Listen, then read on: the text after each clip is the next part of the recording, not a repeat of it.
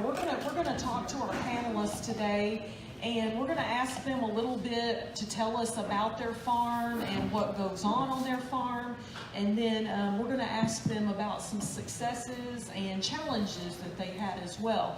So let's start by having each of you introduce yourself, tell us a little bit about your farm, what you do on your farm, and then we'll go into some of our questions. Well, good evening. My name is David Middleton. I live in Mount Vernon. My wife's just walking in the back, Sherry. She's responsible for most of the work that gets done around there, not me. We have 160 acres. I grew up in the registered hog business.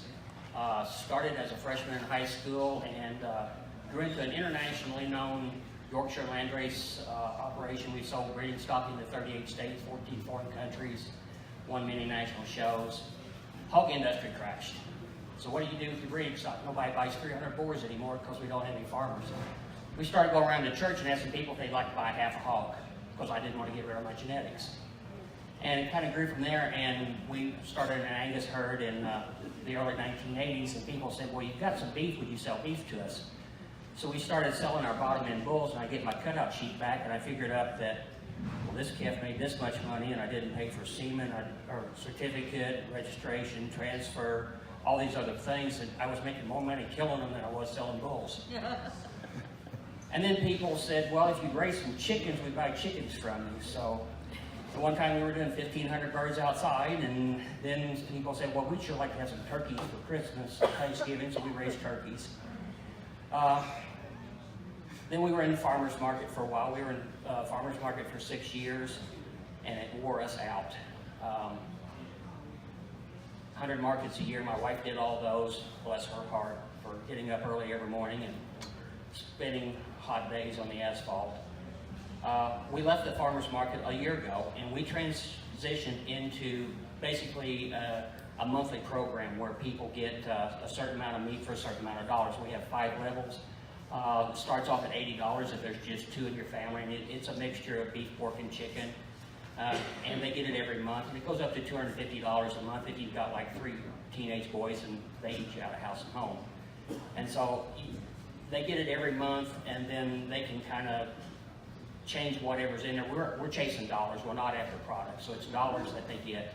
And so if there's something that they don't like or have too much of, they can always switch it out. So we change it around that way. Actually, we made more money this year not being in the market than we did the year before, without 100 markets every year, so it's worked out very well for us. We have shipped. I do not like shipping because you're at the mercy of UPS or FedEx. If they don't get it delivered and it thaws out after 2 days of shipped with dry ice, they send it back to you as rotten and you have to replace it. So it's not worked well for us to ship. We do have a Facebook page, we have a website. My wife does a lot of networking, and because she works in Springfield a couple days a week, she makes all the deliveries free to people in Springfield, so that's how it works that way. I feel like the novice up here because Clearwater Farm, I'll just be straight up honest with you, we're in the bull business, and selling beef out of a freezer, out of my garage, is totally a sideline business. And I'll start out and kind of explain how we got there. And we are by no means professionals. Our farm has been in business since 1933. We've had registered Angus. So you do the math, I'm a word girl. That's over 80 years. We're a family operation. My husband farms in partnership with his dad, and his dad is 88 years old. So we are now going through the process of next generation. And for years, my in-laws would sell half beef to whoever, whatever neighbor called and wanted it. We kind of developed a following, out and around the countryside. It was totally marketed by word of mouth, and I'll be very frank and honest and tell you it still is today. I don't go out and run ads anywhere. We sell beef to who calls and says, hey, I heard you've got beef for sale, or they're the parents on my son's basketball team, or, you know, their family friends or whatever. We have gone from selling halves and into now quarters. Nobody ever wanted to do quarters before. Jim and I kind of started taking this over probably about 7 years ago, and by Jim and I mean Jim's portion of this process is he feeds them, delivers them to the processor, and he's done. Okay, which means I have to fit it into my schedule with everything else that I'm doing. The bulls and we are not using steers for our beef. We use bulls. These are typically yearling bulls that have been fed. They are grass-raised, grain-finished is the way that I like to promote our product. It has become a nice outlet for us, for our family. Provides a nice little extra income here and there. We are finding that we sell by far and away more ground beef than we do anything else. I will sell some other cuts, but ground beef is the cut that everybody wants to buy, whatever that means. I know in the information that Kelly sent to us, she said, what are some of your successes? Well, we found we've got a good product. Everybody tells me it's a good product. How do we know that? Let me tell you a little story about a bull customer that we have, and he farms over here at Willard. He's been a longtime friend of ours. He's bought bulls from us for over 30 years, and he recently started feeding some of his steers out at a feedlot which is east of Kansas City. It's called Valley Oaks Feeders. Valley Oaks is a certified Angus beef distributor. And a year ago, so spring of 2018, our bull customer sent 44 steers that would have been sired by our bulls, or they were out of heifers or cows that had our genetics in them, okay? So we fed out 44 steers there. 29 of those 44 qualified for certified Angus beef, okay? And of those 29, 9 of them graded prime. So I feel like we've got a good product. And Valley Oaks is tickled pink. They love it. So consistency seems to be the name of the game in our bull business. You know, when we're selling bulls to commercial cattlemen, they want consistent genetics. They want full brothers. They want, you know, things like that. Well, that transfers right down to the product that we're selling. And, you know, we have found that marketing this beef is a great outlet for, say we've got a bull that doesn't pass semen check, or my husband is, I'm going to call him, and he's not here to defend himself. He is a man of phenotype, okay? And yes, we hear the phrase buy him by the numbers, and yes, numbers are to a certain extent important to us in our business. But if Jim Pipkin doesn't like the way a bull looks, and he doesn't think he's going to make a good herd bull for the commercial cattleman down the road, he's probably going to end up in the pen to be fed and go on to be beef. So that's kind of the way we run our business. That kind of just tells you a little bit more about how we got started. Like I said, we are totally novices at this. So I consider both of these guys professionals. I don't know if professional is the right word for us, but thank you to David for inviting me to be here. My name's Cassie Glassman. My husband and I own 330 acres a mile south of Halltown. We have an Ash Grove address, but we're really outside of Halltown. So we are, I'll tell my age, I'm almost 32, my husband's 33. We are on land, and it's really interesting to hear the end of Wesley's presentation, because we're on land that didn't come from our parents, and we are just trying to make a living for our family. We have 3 kids. solely on the farm. And so we have a few different enterprises, and Blue Silo Beef is one that was kind of my brainchild about a year and a half ago to market our lower end calves, just to add some more value to our herd. So that's, we call it Blue Silo Beef, and that's the label that we sell direct to consumer under. Ours is a Simmental influenced herd of about 100 commercial and registered females. We actually run, most of them are recips, and we have a ET program because we raise show heifers. And so that's one of our enterprises, is we sell show heifers, show steers locally and nationally. And then the animals that aren't, pulled off and sold in that way, often will go back into the herd as replacement females, or they'll go into our beef program at this point in time. We made the decision, which was kind of tough, but we made the decision that we're going to start cutting all of our males. And either if they don't get made to a show steer, they're just going to go in the beef program, because we don't have 20, 30, 40 years of genetic history and a pre-established bull market. And so it's really hard for us to sell our 20, 30, 40 bulls a year. And we decided we'd just double down into the beef market with those males instead of selling them as bulls. Okay, so we also had built about 600 head feedlot, is what we call it. It's more of like a good backgrounding operation where we can either feed our own, or we can take in clients and do custom feeding, whether it be backgrounding for them, or feeding out bulls or anything like that. Once again, another just separate stream of income. And I think that's about it. So that's what our operation looks like. And so we've tried to diversify it in a way so that both of us could stay on the operation, because we both love the work. We really do. And we love the lifestyle.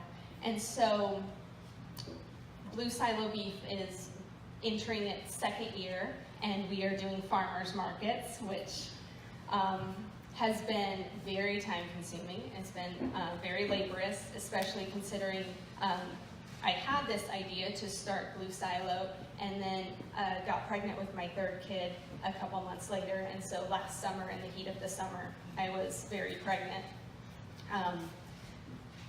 So it was really tough, and I didn't think that doing a farmer's market, I didn't think that they'd pay off, but honestly, it has really built a good customer base that we can start selling to throughout the year.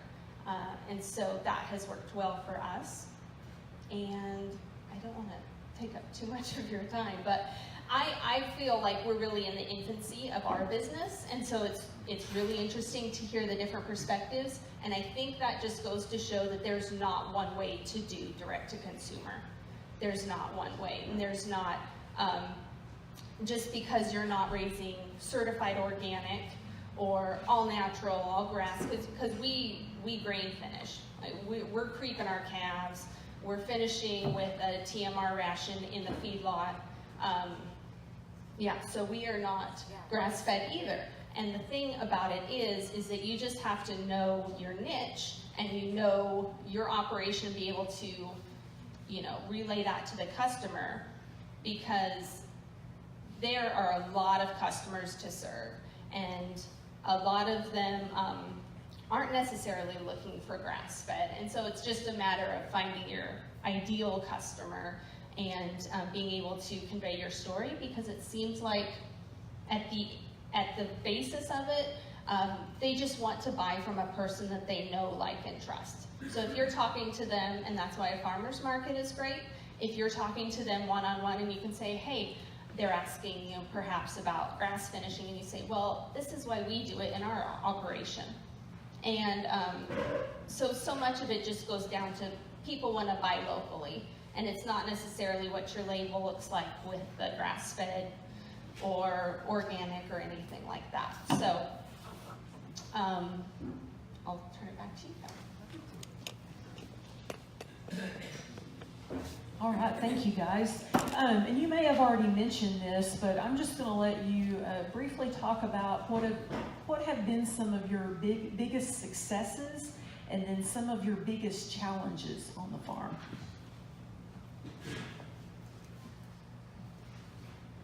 Probably discovering what our niche was.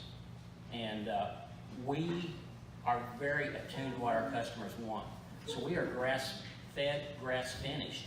So we're finishing cattle at 18 months and butchering them at 1,000 pounds. Much different than trying to make that bull weigh 1,200 pounds a year.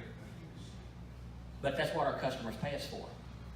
We also feed non-GMO feed to our hogs and chickens, not because I want to get in that argument. That's what they pay me a lot of money to do. So whatever they're asking me to do, I will do. That's the reason we raise stinking chickens, and I hate raising stinking chickens. One of our biggest headaches is processing. We use 3 processors. We use a state inspected for chickens. We use one for our hogs only because they can do so much more value added because we do like 50 products in pork. We use another processor for our cattle, and we still have a few sheep because the kids showed sheep and we ended up with sheep, so every now and then we have lambs for sale. But they do our other hoof stock.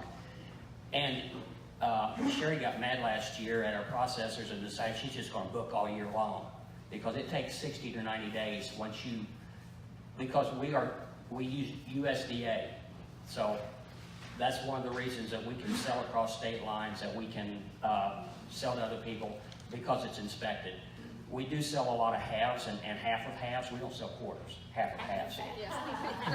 Because people say, well, I just want the front half. I don't want the back half. I don't want the front half. I want the back half. But we sell half of halves is how we describe it. So about probably 30-40% of our business is selling the whole carcass. And we sell that on the rail, and then they get to decide how they want to cut it up. And that makes a difference on how much actual pounds of meat they get back. If they want everything boned out, there's less pounds, and we try to explain all that to them. We spend a lot of time with customers explaining what the cuts are because they'll say, well, I want strips, I want fillets, I want T-bones, and I want porterhouses. No, it's all one spot. It comes, you can cut it one way. And so there's a lot of education that goes on in working with your customers and explaining all these things to them.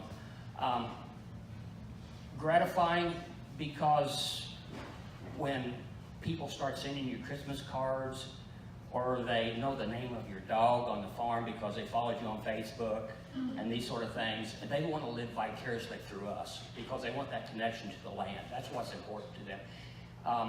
We talk about organic and all natural, all these sort of things. 9 times out of 10, local beats organic every time. They want to know who their farmer is, and they can talk to them and find out what has gone on. So that's kind of it in a nutshell for us. You know, the logistics is tough. Figuring out, okay, when do we start making hamburger patties and stop making roast? To prepare for the next season. Because even though we think we're evolved, we still eat seasonally. That's the reason we want lettuce in the springtime and meat and potatoes in the wintertime. That's how we eat. And so we have to be prepared that we've got enough hamburger patties and brats to get through the summer, and we start doing that now. We start saving roast again in the summer times. So it's just getting all those things balanced out that you figure out after you've done this for several years of when things have to be done. The processing, that is the biggest headache that we deal with. And so until there's more processing, or some of these guys are getting ready to expand, I know one of them is to increase what his volume is, that will help out some, but that's, you know, is that where you all find it? Yeah, I would echo that. Processing is probably our biggest challenge, because when we've got one ready to go, it's ready to go. And I don't always know when I'm going to get a call and say, hey, have you got any beef ready? I want to buy a half. Well, I don't get phone calls very often from somebody that wants a half. It doesn't work that way anymore. Nobody's got the disposable income, and nobody's got the freezer space. So it can be a challenge. Now, I did have to make that call to the processor just a few weeks ago, and I don't know why, but they had an opening and it all just happened to click. But it doesn't always work that way. In the fall of the year, it's especially challenging. We've got deer season and we've got Christmas. And if I don't have my ducks in a row and slow myself down from my schedule enough to start planning, and then there's Jim and all of the menagerie of things that he's doing, we've got to plan ahead. But with Jim and I kind of managing this the last 7 or so years, we have kind of started to figure this fall schedule out. I know that I've got 2 or 3 people that want a half every year right before Christmas. Or I've got 2 or 3 people that are going to come in and want 50 or 100 pounds of ground right at the holidays. So that tells me I need to be sure that I've got those kill dates, plenty enough ahead of time that I'm going to have, the supply to meet that demand. But then again, if something doesn't work out and my beef is really bigger than I wanted it to be, then do I have enough freezer space? And I get pretty inventive with freezer space, so you do. We also, all of the meat that we sell in individual cuts, it will carry the Clearwater Farm label on it. It is USDA inspected. So, I feel like that is one thing that I can do for our customers to let them, know that they're getting a good local, quality product. Another challenge that I will add, and it's a little bit different for me because you guys both probably do this a little more full-time than I do. I have a full-time job, and I also manage farm records, and I have a young son who's active. I have a daughter that just graduated college and now is full-time employed.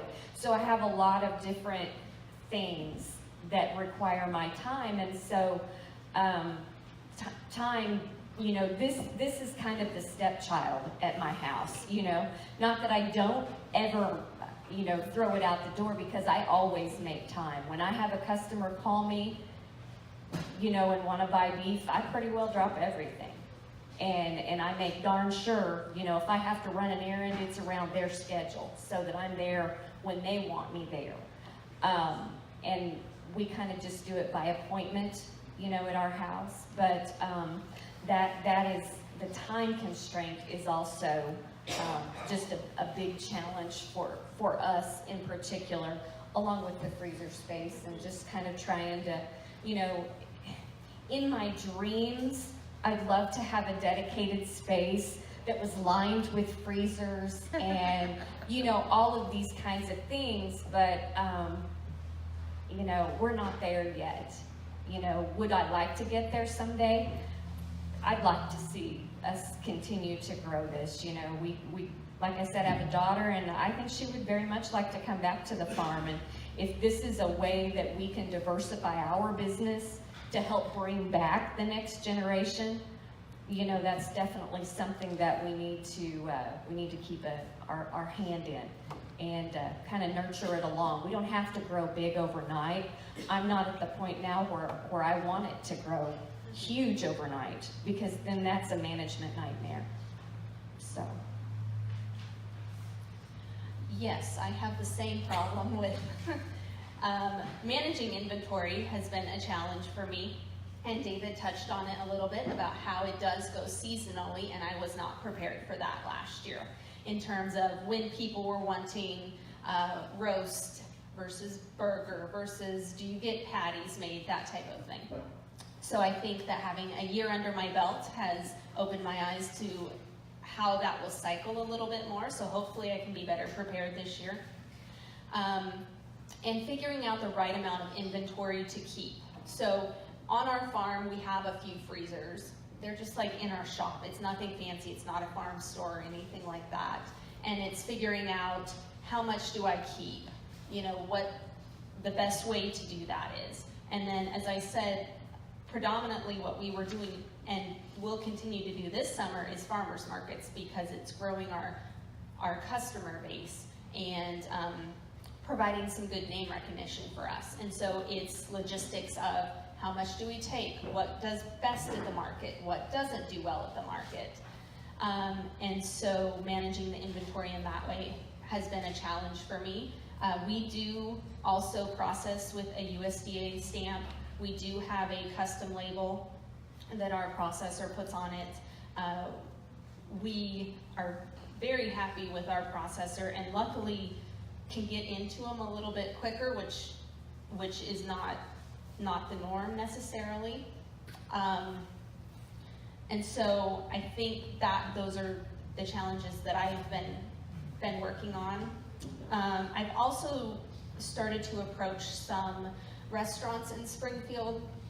There's a huge local food movement in Springfield, and there's a lot of really inventive restaurants, and it's a very hot topic right now, the food scene in Springfield. And so I was looking for a way to get in on that, and it's difficult to talk with restaurant professionals in terms of opening their eyes so that they can say, oh, if I want to work with you and have your local meat on our menu, I'm going to need to give you this much head time, because you need to know, I'll need to know when they are going to expect a delivery, and we'll have to coordinate deliveries. Do they want fresh product? Do they want frozen product?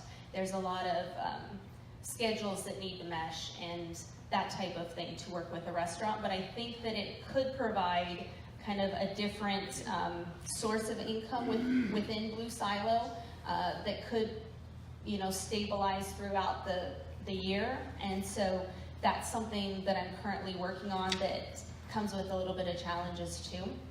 I think one of the successes that I've seen has been seeing the repeat customers come back. And I mean, we had one awesome lady who bought my daughter a Christmas present, and we saw her every Saturday in Willard over the summer, and she thought of us and sent my daughter a Christmas present, so that was very sweet. I've also started selling online, which has been interesting too, and it would be selling online local delivery around Springfield, Republic, kind of Willard area. And so that has been interesting, and it's actually done well for me during the times that the farmers market hasn't been in season, so throughout this winter. And we are also looking to expand. We carry a line of snack sticks, so they're like 4 to a package. I think we have 3 different varieties right now, and so I'm looking to get those more into a retail setting.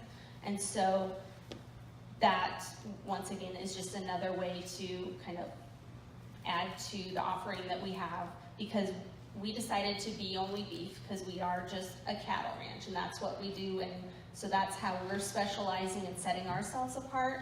And so my outlook is that I want to go deep. I want to offer heart, liver, oxtail, if anything that I can get that might be a very specialty product. We do an all beef brat. We do this line of snack sticks to try to use more of our ground beef. And so that has been my approach. Instead of diversifying into different proteins, I'm just trying to go really deep and specialize as being like the beef lady. And so I think that's one way to set yourself apart too.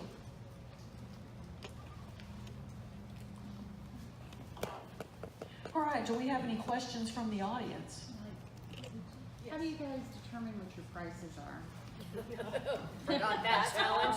Yeah, that's, yeah. We don't look at the grocery. We're not trying to be Walmart. Right. We get $6.49 a pound for ground beef, Wow. and our we can't stand ground beef.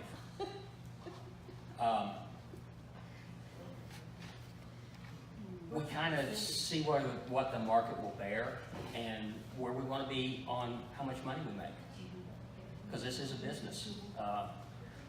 I talk a lot about sustainable agriculture. The first rule of sustainable agriculture is profitability, because if you're not profitable, you're not sustainable.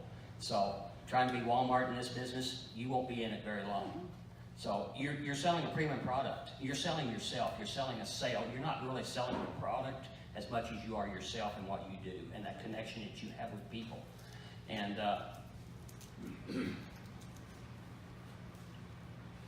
as really as figuring out some kind of a formula, we just kind of arrived at these prices, and you know, over the years our prices have increased. We haven't had a price increase for a couple of years on much. Our basic price increase is whenever the processors keep charging us more, because we're paying 75 cents a pound on the carcass weight, $70 a head to butcher beef. Then you've got all your other specialty cuts that go in there. If you're making stew meat, if you're doing something, making patties, you're looking at another 50 cents. They just went to $1.20 a pound to make brats for us. So, you know, all these prices are continuing to increase as our processors have to pay more wages to get people to work in there. So it's not really, we're making more money, it's costing us more when we do these processes, because our processors are continually raising prices on us. I would agree that trying to put a value on the product that we have for sale is a huge challenge.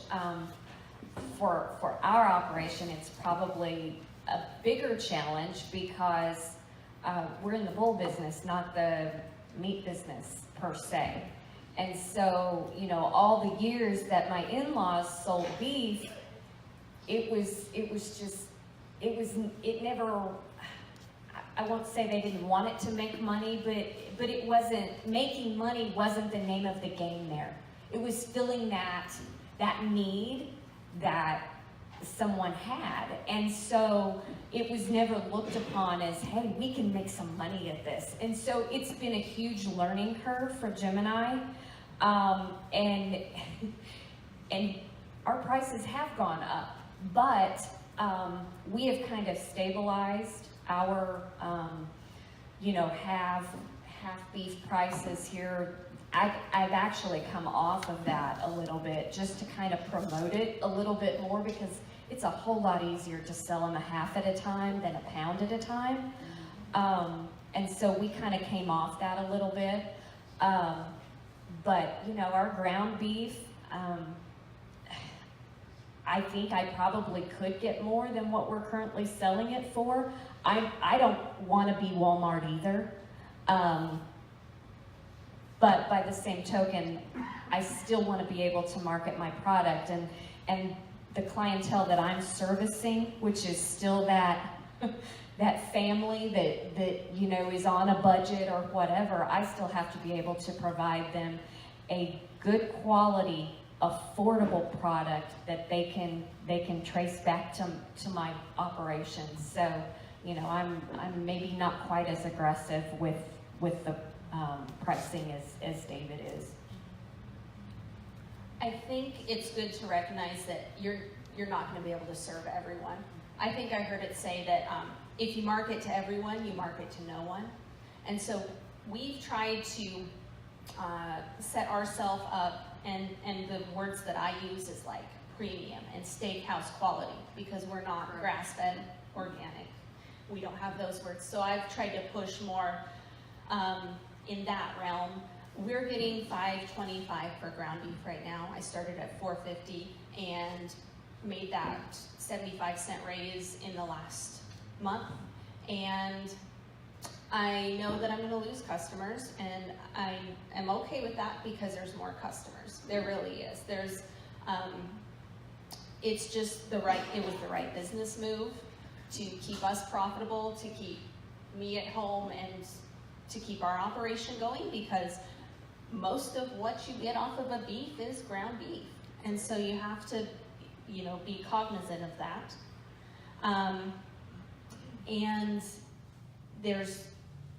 I didn't have a background in meat science at all. So a year and a half ago, I was asking, what, I can't get strips and fillets and T-bones? Like, I was the one asking that.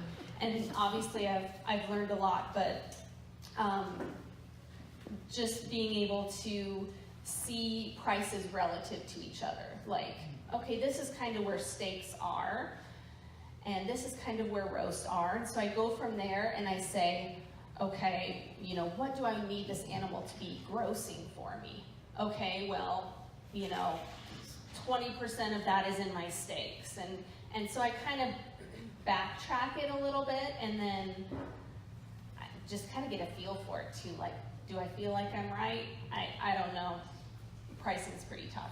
And I wish I could sell halves, but I can't sell halves, honestly.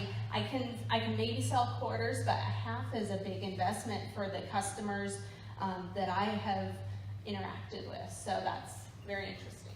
Well, and I will add that I have seen that part of our business, I won't use the word go in the tank, but it's decreased tremendously in the last 3 years. The number of halves we sell, I mean, it's just not there. I'll make those calls back to those customers that bought 4 years ago. They can't handle a half now. They don't want them. So we have to go another route. I do try to follow what meat is selling for in the grocery store, the premium grocery stores, okay? Not Walmart, because I don't care. I don't care. But I do try to keep up with that just to see, you know, I'll go through the meat case, you know, at the grocery store just to kind of watch and see if I'm in line and do I have a comparable product, you know, for their premium product. You know, I think that's important. I also don't have a meat science degree. I do have a daughter who is on the meats judging team at Oklahoma State, and that has been a tremendous resource to what we're doing. I will pull steaks out of the freezer to put on the grill, and then they go through her test to see if they're good quality. So that too makes me feel like we're okay. That and the fact that, you know, I have this one customer that happens to be a dad on my son's basketball and football team, and I need to put him on a commercial because he's selling ground beef for me because he says it's that good. I won't eat anybody else's hamburger. So, you know, I think those types of relationships that we can build with our customers. My customers are different than yours, they're different than David's, and I think it all goes back to, again, finding our niche, and there's lots of consumers out there. One quick thing, it goes back to education. When you explain to your customers that grocery stores by law can grind 20% filler into their ground beef, they go, what? Yes, they use ice because it's cheap. That's the reason you make a hamburger patty this big, and when you put it on the grill, it ends up this big. Or you watch the steam come off of it while you cook it. So right there, any one of you that wants to sell beef, yours will be better than what's in the grocery store because you're not going to be grabbing 20% ice into it. And it's not going to be dairy cows. That's what most of your ground beef is in the grocery stores. It's fed dairy cows. So the good stuff that comes off of the beef, that goes to the restaurants. And Cassie talked about restaurants. We were in restaurants for a while. It was not a good business model for us because they want a 20% discount on stuff that you don't have trouble selling. And you work with a chef, and chefs move around like baseball players. And when you lose a chef, you got to re-educate another one, or he's already got his other contacts over here. So that was one area we just wrote off. We're not going to deal with restaurants anymore. They're fickle. Yes, sir. Would you be kind enough to share with me who does your processing? Yeah, who are your processors? For chickens, we use Troyer's Meat in Stott City. They're Amish. They do a wonderful job. They break carcasses for us, so we sell legs, we sell thighs, we sell leg quarters, we sell boneless breasts, we sell bone-in breasts, we sell wings, we sell, the whole gamut. They'll do everything for us. We use Lockwood packing for our hogs. We do no nitrate on our bacon and hams because that's what our customers ask for. We don't, if you look at our ingredients on like our pork sausage, it says pork, spices, salt, sugar, sage, black pepper, red pepper. That's it. and you pull off something from Johnsonville, and you don't even know what the last 3 lines say on it because you can't understand what it is. We use Golden City Meats for our beef and lamb. All of our processors are great to work with. We've worked with them for, I don't know, 15 years. Well, Troyers, because they haven't been in business that long. And these but are USDA or state? Troyers is state. The only federal poultry plant that you can find is either in Garnett, Kansas, or in Fort Smith, Arkansas. Both Lockwood and Golden City are both USDA, but Lockwood will only kill on the first and last Wednesday of the month for USDA. Robert is all the time USDA. Golden City shuts down. Golden City does not shut down for deer processing. There's a reason we love them for beef. Lockwood does shut down for deer processing. So from October 31 to December 10th, you can't get anything into Lockwood. So we have to prepare for all of that. We, after using a plant in Ozark for a number of years, when Jim and I took it over, we switched processors, and we now use Clouds Meat Processing in Carthage. And I went to college with the Clouds. I've known them for years. They're a good family, multi-generational operation, much like ours. I trust them. They're good to work with. If I have a problem, I call them on the phone, and I have their cell numbers. And as much as it is difficult to get into processors, the Clouds have been very accommodating to us. They're just great to work with, and I can't. Yeah, and they are state inspected, and I can't say enough good about them. I mean, they've been a very good business partner for us. We take our beef to Kabul Country Meats out in Kabul. It's a haul. It is. It's an hour and a half. It's USDA inspected, and they kill 5 days a week, USDA. I can get into them in 2 to 3 weeks, sometimes sooner, depending. They do shut down for deer season. Something I wasn't aware, I wasn't raised, hunting or anything like that, so I didn't know that. I was raised in Wyoming, if that gives you. So being out here, I didn't realize that, everything's shut down for deer season, so that caught me off guard. But, so we also use Clouds for our snack sticks. And so what will happen is Kabul will package me up like 15-pound packages of trim. So instead of grinding it, they just chunk the trim, and I'll take it to Clouds, and they will run it as snack sticks for us. Once that part of the business starts growing, I'll start processing maybe a whole animal at Clouds, just to simplify things. But the reason that we are at Kabul, we started in Lockwood, and they would not put our label on, a second label, and that was important to us. And so we found Kabul, and Sheila Long, I think is her last name, and I don't recall her husband's name, but he was the old ag teacher at Kabul, and is it Scott? I deal with Sheila all the time. She has been such a great resource to me in terms of helping educate me on, just different things about processing, and so we've been really happy there, even though, it's a little dry. And that's one of the things that we will try to do, since we are using Clouds in Carthage. If we've got something that needs to be culled or whatever, we can make a multi-purpose run.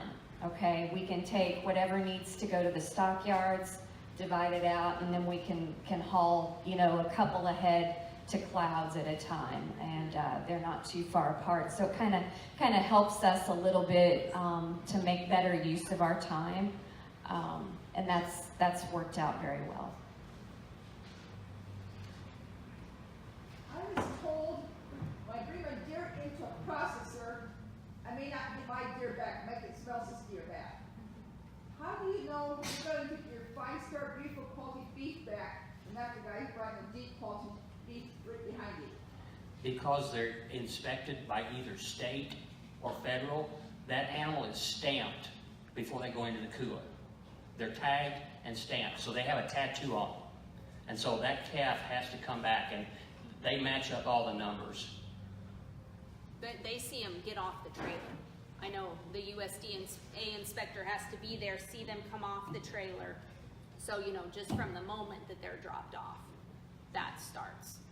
So yes, your deer could be, you know, they'll trim all the deer and grind them all, and they'll give you a certain amount back when because it's not inspected. It's custom exempt. And so when something is inspected, that's a whole different thing. Even if you take, I know there's been some processors in the past that if you were custom exempt and they killed hogs that day, they grind all the sausage and then just divide it out, so you didn't get your stuff back. But when it's inspected, it is the exact animal that you get back because of the tattoos and the tags that go on them. Okay, one more question. I have, so with a state inspection, you can sell in another state? No. No, No. only in Only in state. Missouri. Only in- But we have customers that have come in from Kentucky, Tennessee, and buy and take home. They can cross state lines. Okay. I can't ship it across state lines. We have some customers that go south for the winter time, and we ship them meat. And that's one of the reasons we can ship across state lines, because everything we have except chicken is fairly inspected. All right. Well, any closing comments for the group? There's just no right or wrong way to do anything. There's no, you know, start big or start small. There is lots of people who need to eat, and they would all benefit from eating local, more local to the producer. And so if you have the opportunity to do that, I think it's a great way, whether you turn it into a big business or you don't.